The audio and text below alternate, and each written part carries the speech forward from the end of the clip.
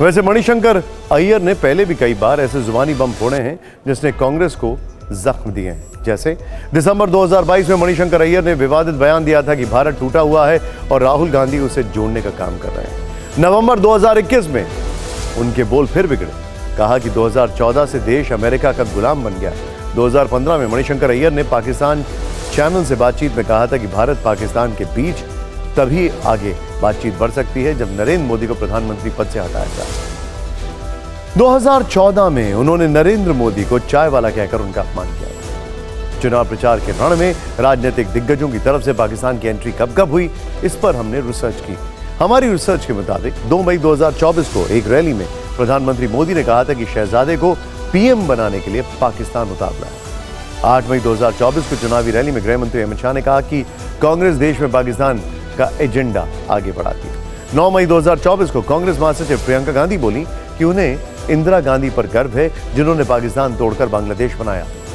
देखा जाए तो पाकिस्तान चुनाव प्रचार का सबसे हॉट और ट्रेंडिंग टॉपिक बना हुआ है। इस सब के बीच में मणिशंकर के बयान पर बीजेपी कांग्रेस के खिलाफ आक्रामक है, लेकिन राहुल गांधी उनका जोश बढ़ा है।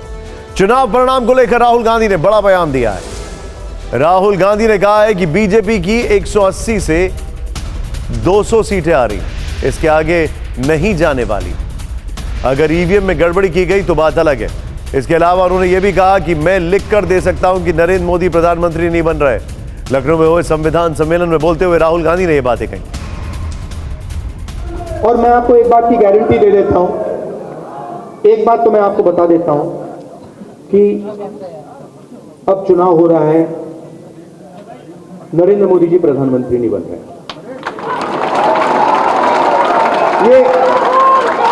ये 100% मैं आपको, आप चाहते हो तो मैं यहां पे लिख के आपको सबको दे दूंगा, साइन करके दे दूंगा।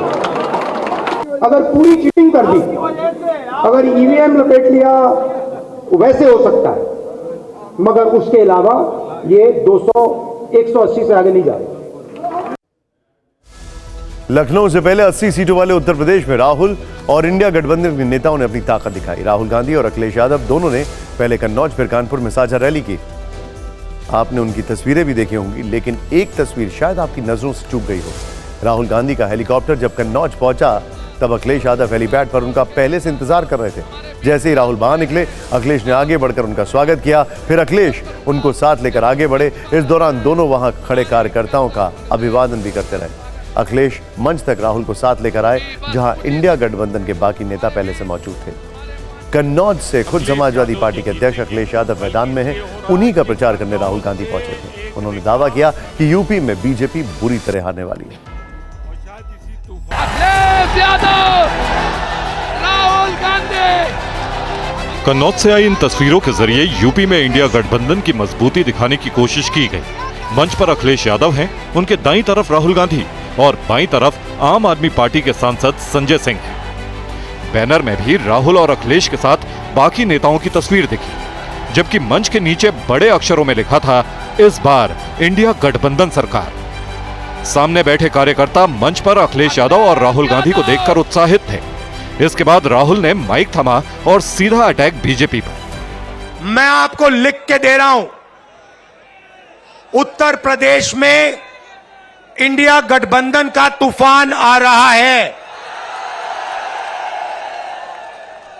आप लिख के ले लो, यहां पे बीजेपी की सबसे बड़ी, देश में सबसे बड़ी हार उत्तर प्रदेश में होने जा रही है। लिख के ले लो। अगले 10-15 दिन में आप देखना, ये आपके ध्यान को भटकाने की कोशिश करेंगे, आपको भटकना नहीं है। राहुल से पहले अखिलेश यादव ने भाषण दिया। उन्होंने भी अपने अंदाज में बीजेपी पर कटाक्ष किया। बीजेपी की हार होने में केवल 4 कदम बाकी हैं, केवल 4 चरण, 4 कदम 4 चरण बाकी हैं केवल।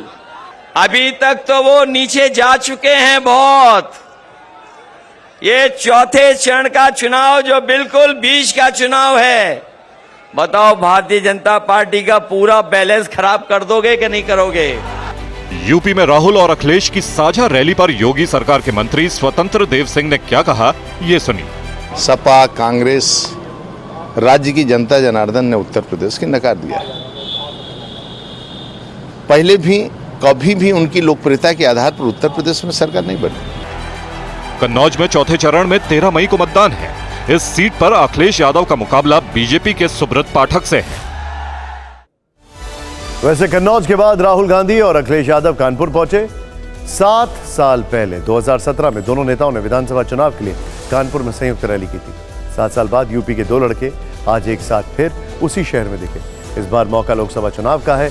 2017 में विधानसभा चुनाव में कांग्रेस और समाजवादी पार्टी का गठबंधन था, लेकिन 2019 के लोकसभा चुनाव में अखिलेश ने मायावती से हाथ मिला लिया और तब कांग्रेस अकेली लड़ी। 2024 में अखिलेश कांग्रेस के साथ हैं, जबकि मायावती गठबंधन का हिस्सा नहीं। अब आपको बता दें कि उत्तर प्रदेश में चौथे चरण में कन्नौज समेत 13 सीटों पर वोटिंग है। 2019 में ये सभी 13 सीटें बीजेपी ने जीती थी। इस बार लड़ाई BJP versus Samajwadi party plus Congress की है। बीजेपी पर जहां 13 सीटें बचाने की चुनौती है, वहीं अखिलेश के लिए अपने गढ़ कन्नौज में साख का सवाल है, जहां 2019 में उनकी पत्नी चुनाव हार गई।